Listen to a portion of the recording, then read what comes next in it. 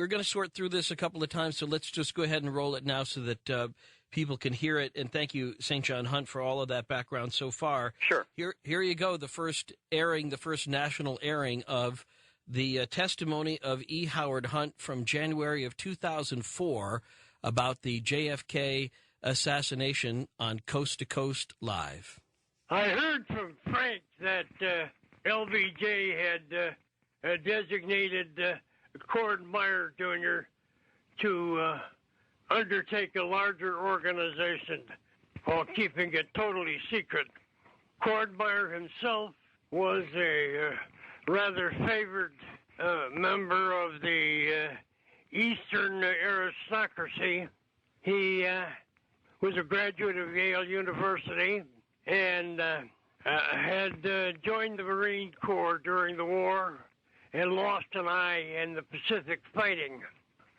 I think that LBJ settled on Meyer as an opportunist, Perrin like himself, Perrin, and a man who had very little left to him in life ever since JFK had taken Cord's wife as one of his mistresses.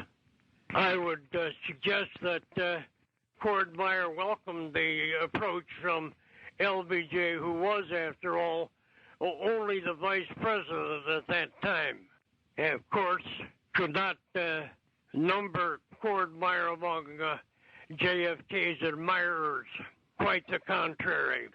As for Dave Phillips, I knew him pretty well at one time. He worked for me during the Guatemala project. He had made himself useful to the agency in Santiago, Chile, where he was an American businessman. In any case, his actions, whatever they were, came to the attention of the Santiago station chief, and when his resume became known to people in the Western Hemisphere Division, he was brought in to work on Guatemalan operations. Sturges and Morales and people of that ilk stayed in apartment houses during the preparations for the big event. Their addresses were very subject to change, so that where a fellow like Morales had been one day, he was not necessarily associated with that same address the following day. In short, it was a very mobile experience.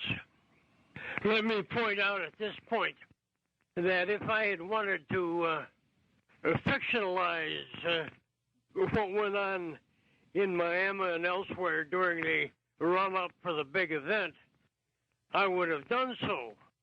But I don't want any unreality to tinge this particular story, or the information, I should say. I was a bench warmer on it, and I had a reputation for honesty. I think it's essential to refocus on what this information that I've been providing you, and you alone, by the way, consists of.